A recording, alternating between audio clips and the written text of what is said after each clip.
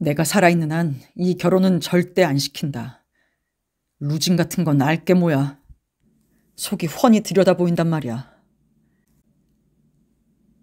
그는 자기 결심의 성공에 벌써부터 짓궂은 승리감을 느끼는 듯 빙그레 웃으며 중얼거렸다. 안 돼요, 어머니. 안 돼, 두나야. 내가 속을 줄 아니? 게다가 내 의견을 묻지 않고 나를 빼돌리고 결정한 것을 사과하고 있잖아. 그야 물론 그럴 테지. 이젠 혼담을 망쳐놓을 수 없으리라고 생각하고 있겠지만 되는지 안 되는지 어디 두고 보자. 참 그럴듯한 변명이군. 두냐, 네가 밤새껏 방안을 거닐며 열심히 생각한 게 무엇인지, 어머니의 침실에 걸린 성상 앞에서 무엇을 기도했는지 나는 다 알고 있다. 도대체 어머니와 두냐는 그날 밤에 또 그 후에 어느 선까지 서로 심정을 털어놓았느냐 말이다. 두 사람은 숨김없이 다 털어놓고 이야기한 것일까? 그렇지 않으면 두 사람은 서로 똑같은 마음, 똑같은 뜻임을 알고는 굳이 그런 걸 입 밖에 내어 이러쿵저러쿵 얘기할 필요도 없을 뿐더러 말하는 것조차도 쓸데없는 일이라고 생각한 것일까? 아마 그런 것 같다. 편지를 보아도 알 수 있거든. 어머니는 그 사내가 좀 까다로워 보였을 테지만 너무 선량해서 자기가 느낀 대로 솔직하게 두냐에게 얘기했을 테지. 누이 동생은 물론 언성을 높여 불쾌한 듯이 대답했을 게다. 그건 당연할 테지. 고지식하게 물어볼 필요도 없을 거고 모든 일이 명백하여 새삼스럽게 할 말이 없다면 누군들 화를 안 내려고. 무엇보다 중요한 것은 매우 바쁜 사람이나 선량한 것 같다는 말이다. 정말 웃긴다. 짐은 자기가 맡는다고? 그러나 루진 씨, 당신은 어떻소? 어쨌든 그 애는 당신의 약혼녀가 아니냐 말이오. 게다가 어머니가 연금을 저당 잡히고 여비를 꾸어쓰려 한다는 걸 모를 리는 없잖소. 하기야, 그것이 당신네들 공동의 장사거래 속셈이라면 이익도 함께 분배하고 비용도 반반씩 부담해야 하겠지. 속담에 빵과 소금은 같이 먹어도 담배는 각기 제 것을 피운다는 말이 있으니까. 그러나 여기서도 그 실무자 양반이 두 사람을 속이고 있군. 결혼 후에도 줄곧 그런 식일 테니까. 말하자면 이것은 예언이지. 그런데 어머니는 왜 쓸데없이 돈을 쓰실 생각일까? 무슨 돈이 있다고 페테르스부르크까지 오실 작정이실까? 은화 3개, 지폐 서너 장쯤 가지고. 게다가 어머니는 장차 페테르스부르크에서 어떻게 살아갈 작정이시란 말인가. 결혼 후엔 비록 잠시라도 두냐와 같이 살 수 없다는 것을 눈치챈 것이 아닐까? 그 친절한 사나이가 아마 슬쩍 의사를 보냈음에 틀림없다. 하기야 어머니는 양손을 내저으며 난 절대로 같이 살지 않겠다고 하시지만 도대체 어머니는 누굴 의지하려는 것일까? 아파나시 아바노비치의 빚을 제한 120루블의 연금인가? 그렇지 않아도 겨울철엔 잘 보이지 않는 늙은 눈을 상해가면서 목도리를 짜고 술을 놓겠단 말인가? 그러나 뜨개질이나 자수로는 연금 120루블에다 고작 1년에 20루블이나 보탤 정도다. 이건 뻔한 일이다. 그렇다면 역시 루진 씨의 배려를 믿고 있는 것이다. 자기 편에서 먼저 제발 함께 사십시다 라고 나오기를 말이다. 그러나 그렇게 간단하진 않을걸. 이런 일은 그러한 아름다운 마음을 가진 사람에게서 흔히 볼 수 있는 일이지만 최후의 순간까지도 공작의 털로 상대방을 장식해 놓고는 좋은 면만 보려 하고 나쁜 면은 보지 않으려 하거든. 그리고 일의 진상을 절대로 말하려고는 않는단 말이다. 이런 점은 생각만 해도 마음이 섬뜩해. 그리고 어머니도 괜찮다고 하자. 원래가 그런 분이니까. 하지만 두냐는 어떻게 된 거야? 두냐 귀여운 내 누이 동생, 나는 너를 잘 알고 있다. 남편의 은혜에 감사하는 아내가 좋다는 저 루진의 수작을 뻔히 알면서도 결혼을 하겠다는 이유가 무엇이냐? 검은 빵과 물만 먹고 살더라도 결코 안락을 위해 영혼을 팔 네가 아닌데 어찌 된 셈이냐? 존경하지도 않는 남자와 결혼하여 영혼을 더럽히느니 노예가 되어 농장을 가든 독일 사람의 종으로 팔려갈 네가 어찌 된 셈이냐.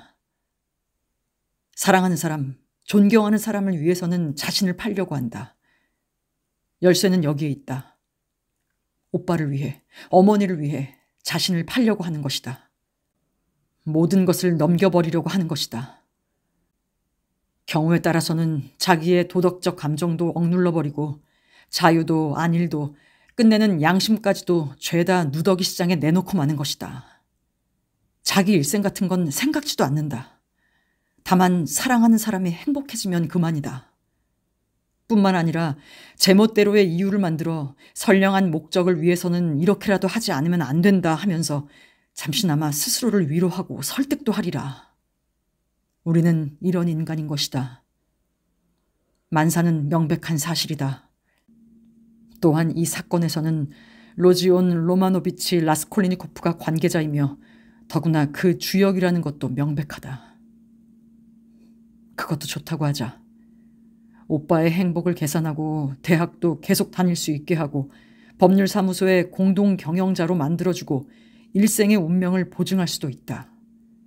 그리고 후에는 아마도 명예에 쌓여 사람들에게서 존경받을 부자가 될지도 모른다. 혹은 훌륭한 인간으로 평생을 마칠지도 모른다. 그런데 문제는 로자인 것이다. 무엇과도 바꿀 수 없는 로자. 외아들 로자인 것이다. 이런 외아들을 위해서라면 비록 그토록 훌륭한 딸일지라도 희생시켜서 안 된다는 법이 어디 있으랴 하는 그런 마음이다. 오, 두 사람 다 얼마나 갸륵한, 그러나 얼마나 그릇된 마음씨냐. 아니, 그러다가는 우리들 역시도 소냐와 같은 운명을 거역할 수 없게 된다. 소냐 마르멜라도바. 이 세상이 계속되는 한 영원히 사라지지 않을 소냐여. 당신네들 두 사람은 희생이라고 하는 것을, 그 깊이를 충분히 재어본 일이 있습니까? 두냐, 차라리 소냐의 운명이 너와 루진 씨가 맺어지려는 운명보다 조금도 더럽지가 않다. 그 애에게 사랑이란 있을 리 없다고 어머니는 쓰셨다. 사랑은 고사하고 경멸과 모멸이 온다면? 정말 나는 나를 어떻게 생각하는 거냐? 너는 너의 희망 따윈 필요치 않다. 난 너의 결혼을 승낙할 수 없다. 절대로. 그는 순간 제정신으로 돌아와 우뚝 걸음을 멈추었다. 안 된다고? 그럼 그렇게 되지 않도록 하기 위해 넌 도대체 어떻게 할 작정이냐? 제지시키겠느냐? 내게 과연 그럴 권한이 있느냐? 그런 권한을 갖기 위해 너는 그들에게 무엇을 약속할 수 있느냐? 대학을 졸업하고 지위를 얻을 때 자기 운명을 깡그리 자기 미래의 일체들을 그들에게 바치겠단 말이냐? 그것은 장차의 일이다. 하지만 지금 당장 무엇이든 하지 않으면 안 된다. 그걸 아느냐? 그런데도 너는 지금 무엇을 하고 있느냐? 넌 도리어 그들을 괴롭히고 약탈하고 있지 않느냐? 그들의 돈은 100루블의 연금과 스비드리 가이로프네 집에서의 수모를 저당 잡히고 빌린 것이 아니냐? 스비드리 가이로프나 아파나시 이바노비치 바흐 루신과 같은 무리들을 넌 어떻게 이겨낼 작정이냐? 미래의 백만장자, 그들의 운명을 좌우하는 제우스 신.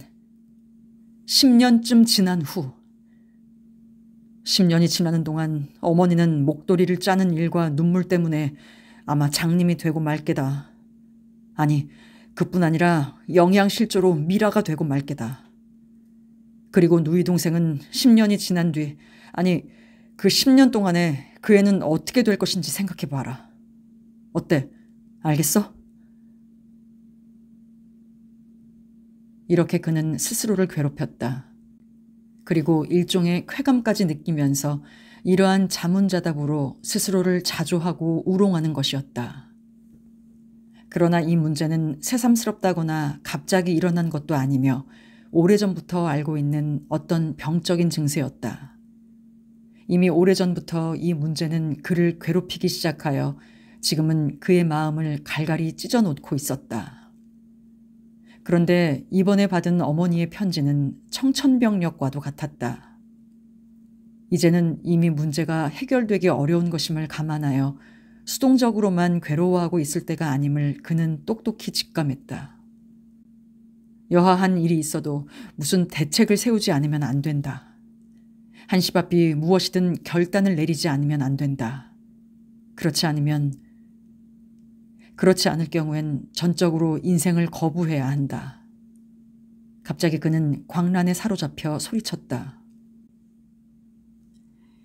있는 그대로의 운명을 한평생 순수히 받아들임으로써 움직이며 살아가고 사랑하는 권리를 일체 단념하고 자기 내부의 모든 것을 억눌러 죽여버리고 살아야 한다. 알겠소, 젊은 양반. 알겠소.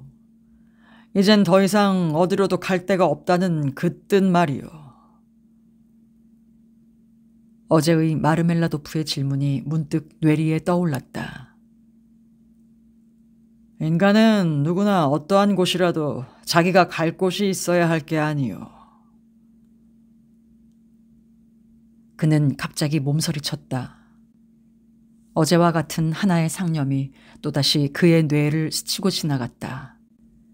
그러나 그가 흠칫 몸을 떤 것은 이 상념이 스쳐갔기 때문만은 아니다. 즉, 그는 이 상념이 반드시 스치고 지나갈 것을 잘 알고 있었고 예감하고 있었고 그리고 그것을 기다리고 있었던 것이다. 그런데 이 상념은 어제의 것과는 완전히 딴판인 것이었다. 그는 얼른 주위를 돌아보았다. 어디건 앉고 싶어 벤치를 찾고 있었던 것이다. 벤치를 찾다가 그는 20걸음쯤 앞을 걸어가는 여인을 보았다. 그녀는 아주 젊은 처녀 같아 보였는데 이렇게 찌는 듯한 날씨에 모자도 쓰지 않고 양산도 가지지 않고 장갑도 착용하지 않은 채 우스꽝스러운 모습으로 두 손을 흔들며 걷고 있었다. 그녀는 가볍고 부드러워 보이는 비단 옷을 입고 있었으나 그건 역시 괴상한 옷차림이어서 단추도 아무렇게나 채우고 뒤 허리께에서 위쪽 스커트 부분이 찢겨 있는 데다가 그 찢겨진 부분이 아래로 늘어져서 하늘하늘 흔들리고 있었다. 드러난 목덜미에는 조그만 목도리가 걸쳐져 있었는데 그것마저 비뚤어진 채 옆으로 늘어져 있었다. 더욱이 처녀는 금방이라도 비틀거리며 넘어질 것 같은 위태로운 걸음걸이로 걷고 있었다. 그는 잘못 보고 있는 것이 아닌가 하는 생각이 들었다. 그의 앞에서 걷고 있는 여자는 매우 젊어 보이고 기껏해야 15살밖에 안 될 조그마한 금발머리에 어여쁜 얼굴이고 또한 빨개진 그 얼굴은 어딘지 좀 부어있는 것 같았다. 처녀는 거의 제정신이 아닌 것 같이 벤치에 쓰러져 앉았다. 한쪽 다리가 다른 다리 위에 걸쳐져 있었는데 그 걸쳐진 무릎이 보통보다는 훨씬 높았다. 모든 점으로 보아 그녀는 자기 자신이 길거리에 있다는 것조차 의식하지 않는 듯했다. 라스콜리니코프는 앉지도 그렇다고 자리를 뜨려고도 하지 않으며 그녀 앞에 망설이듯 서 있었다. 이 가로수길은 언제나 한적한 곳이기도 하지만 지금 같은 한시가 지난 무더운 이맘때는 사람의 그림자조차 얼씬거리지 않았다. 그런데 14걸음쯤 떨어진 한 길 저편에 어떤 한 신사가 서서 무슨 목적인지 처녀에게 가까이 오고 싶어하는 눈치를 보였다. 아마 그도 멀리서 그녀를 발견하고 뒤를 쫓아왔으나 라스콜리니코프가 방해되는 모양이었다. 그는 이쪽에서 알아차리지 못하도록 애쓰면서 라스콜리니코프에게 아기에 찬 눈길을 던지면서 어서 밉살스러운 비렁뱅이 같은 녀석이 가버리고 자기 차례가 오기를 고대하고 있는 듯했다. 사태는 확실했다. 신사는 30 안팎으로 보이는 뚱뚱하게 살찐 사내였는데 피 속에 우유라도 섞인 듯이 윤기 있는 장밋빛 입술 위에 콧수염을 기르고 아주 근사한 옷차림을 하고 있었다. 라스콜리니코프는 무섭게 화가 치밀어 올랐다. 그는 문득 이 기름진 멋쟁이의 화를 돋아주고 싶은 마음에서 잠시 처녀를 내버려 둔 채 신사에게로 다가갔다. 이것 봐, 스비드리 하이로프. 당신 여기 무슨 볼 일이 있는 거요? 그는 주먹을 움켜쥐고 격분한 나머지 거품이 이는 입가에 냉소를 띄우며 이렇게 소리쳤다. 그러나 그 순간 누군가가 뒤에서 그를 꽉 붙잡았다. 순경이 끼어든 것이다. 그만들 두시오. 한 길에서 싸움을 하면 어떡합니까? 대체 무엇 때문에들 이러시오? 자넨 뭐야? 라스콜리니코프의 남루한 옷을 보자 순경은 냉혹한 표정으로 그를 힐난하듯 말했다. 라스콜리니코프는 순경의 얼굴을 샅샅이 훑어보았다. 희끗희끗한 콧수염과 구렛나루를 기른 마음 넓어 보이는 눈을 가진 어젓한 군인형의 사나이였다. 마침 잘 오셨습니다. 그는 순경의 손을 끌어쥐며 외쳤다. 나는 대학생 라스콜리니코프요. 당신도 파악할 수 있을 거요. 하고 그는 신사 쪽을 돌아보았다. 우리 함께 가봅시다. 보여드릴 게 있습니다. 이렇게 말하며 순경의 손을 끌어 그는 벤치 쪽으로 데리고 갔다. 이거 보십시오. 몹시 취했어요. 방금 이 가로수길을 걷고 있었지요. 신분이 어떤 여자인지는 알 수 없으나 직업 여성은 아닌 것 같잖소. 필경 어디선가 강제로 술을 마신 후 속임수를 당한 게 틀림없어요. 처음으로 말입니다. 아시겠습니까? 그리고는 이렇게 거리로 쫓겨난 것입니다. 보십시오. 이 찢어진 옷을 봐요. 이 옷을 걸친 꼴을. 이건 누가 아무렇게나 걸쳐준 것이지 자기 스스로 입은 건 아닙니다. 서투른 남자의 손으로 입혀진 거지요. 뻔합니다. 바로 이 신사가 처녀를 눈독 들이고 있었답니다. 그런데 내가 방해가 되니까 어서 꺼져주기를 기다리고 있었던 것입니다. 저자는 지금 몇 걸음 떨어져서 담배를 피우는 신용을 하고 있군. 무슨 일이 있어도 저자한텐 처녀를 넘겨주어선 안 됩니다. 어떻게 해서든지 집에까지 바래다 줘야 해요. 어떻게 좀 생각해 주십시오. 순경은 곧 모든 사정을 파악하고 궁리했다.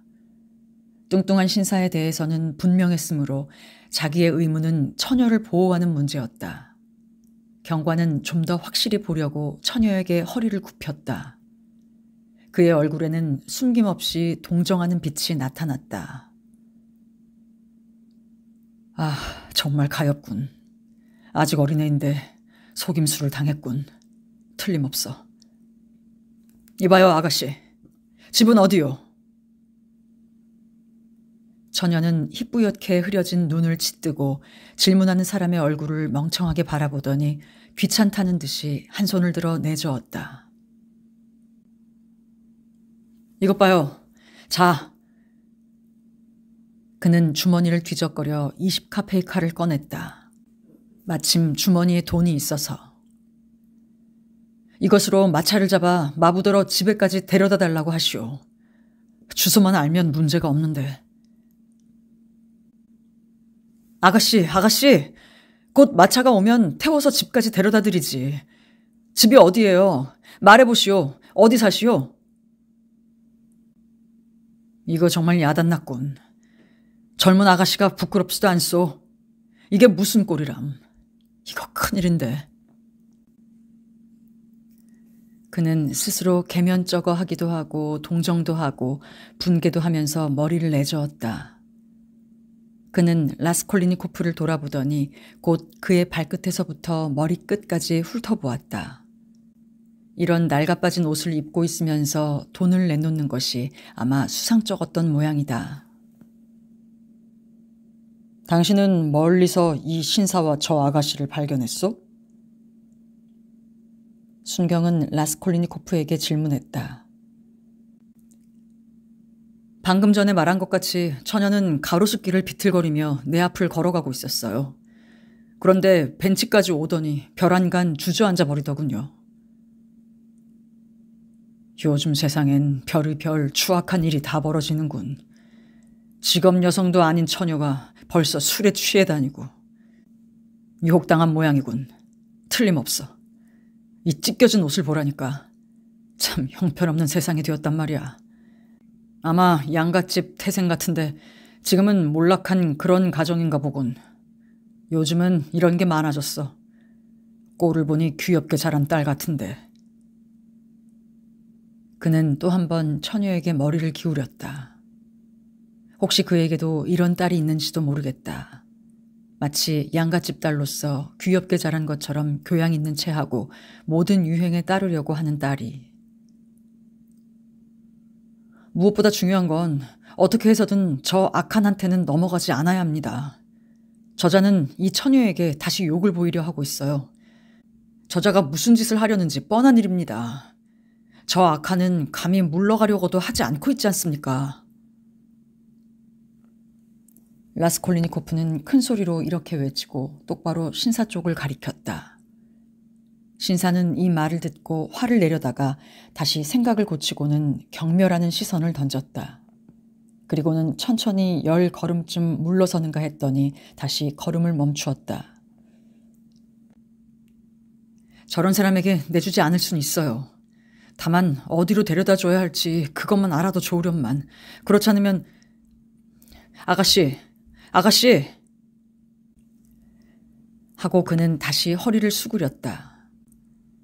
그러자 소녀는 눈을 번쩍 뜨고 상대방을 살펴보더니 무언가 깨달은 듯 벤치에서 일어나 온 길을 뒤돌아 걷기 시작했다. 뻔뻔스런 놈들이 아직도 쫓아다니고 있다니. 그녀는 다시금 한 손을 내젓고 중얼거렸다. 멋쟁이는 가로수길 건너편을 걸으며 처녀에게서 시선을 떼지 않고 뒤를 따랐다. 걱정할 건 없어요. 절대로 안 넘깁니다. 콧수염을 기른 순경은 완강히 못 받고는 두 사람을 뒤쫓았다. 아무튼 더러운 세상이야. 그는 탄식하면서 되풀이 말했다. 이 순간 라스콜리니코프는 바늘에라도 찔린 듯한 느낌이 들었다. 그는 순식간에 기분이 싹 뒤집히는 듯했다. 이거 봐요. 그만 내버려둬요. 참견할 것 없습니다. 놔두십시오. 실컷 재미 보라지요 뭐.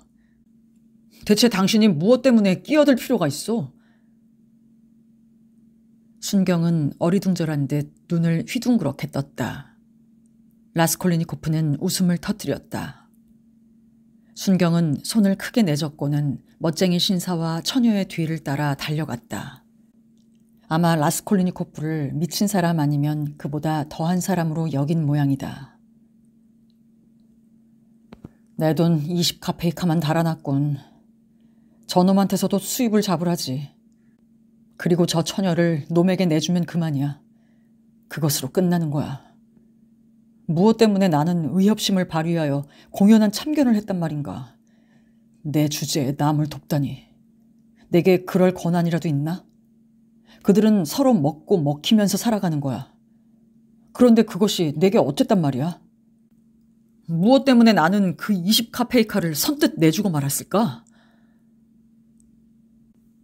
이런 착잡한 자문에도 불구하고 그는 괴로워서 못 견딜 지경이었다. 그는 벤치에 걸터 앉았다.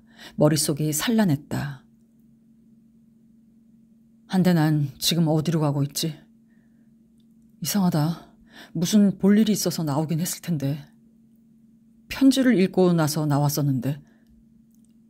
아, 그렇군.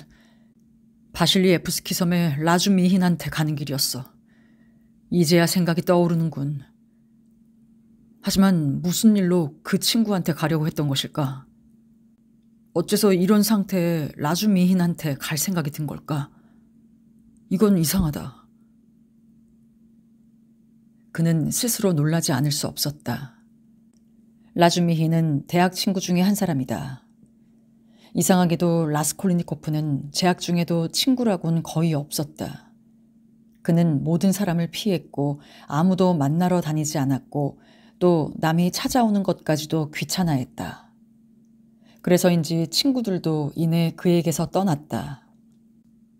그는 보통 회합에도 친구끼리의 모임이나 놀이에도 전혀 참여하지 않았다. 그는 몸을 돌보지 않고 피나게 공부했다. 그 때문에 모두들에게 존경받긴 했으나 누구 하나 그를 좋아하는 사람은 없었다. 그는 어딘가 오만하고 비사교적이고 마음속에 무언가를 숨기고 있는 사람 같았다. 일부 친구들에게는 그가 마치 친구들을 어린애로 취급하고 자기는 높은 곳에서 내려다보는 사람인 것처럼 보이기도 했다. 그리고 전체적으로 친구들보다는 교양도 식견도 신념도 뛰어난 듯이 다른 사람의 신념이나 취미 따위는 저급하게 여겼다. 한데 라주미힌과는 왠지 뜻이 통했다. 뜻이 통한다기보다는 다른 누구보다도 숨김없이 터놓고 지내는 사이라고 하는 것이 옳았다. 하기야 라주미인과도 그 이상의 뿌리는 내릴 수가 없었다. 그는 남달리 쾌활하고 또 단순하리만큼 선량한 청년이었다. 그러나 이 단순성 속에 깊이와 존엄이 숨어 있기도 했다. 그의 친구들도 모두 그것을 이해하고 사랑했다. 그의 풍채는 매우 특이했다. 몸은 깡마르고 키는 큰 데다가 난폭한 행동도 하고 해서 힘센 사람으로 통하고 있었다. 한 번은 밤의 연회석상에서 육척이 넘는 거구의 경관을 한 대에 때려 눕힌 적이 있었다. 술을 밤새껏 마실 수도 있으며 또 전혀 입에 대지 않을 수도 있었다. 이따금 지나친 장난도 그건 역시 전혀 하지 않고 참을 수도 있었다. 그리고 또 한 가지 그의 특징은 아무리 실패를 해도 좌절하지 않고 어떠한 곤경에 놓여도 절대 기가 꺾이지 않는다는 점이었다. 그는 지붕 위에서라도 살 수가 있다. 현재는 어쩔 수 없이 휴학하고 있지만 그것도 오랜 생각은 아니고 다시 학업을 계속할 수 있도록 치밀한 결심으로 열심히 서두르고 있었다. 라스콜리니코프는 벌써 4개월 동안이나 그에게 가지 않았고 라주미힌 역시 라스콜리니코프의 하숙집조차 모르고 있는 실정이었다. 두어 달쯤 전에 그들은 한번 거리에서 만났었으나 라스콜리니코프는 외면을 한 채 일부러 그의 눈에 띄지 않도록 반대 방향으로 가버렸다. 라주미힌도 친구를 귀찮게 하지 않을 생각으로 그냥 못 본 척하고 지나쳐 갔다.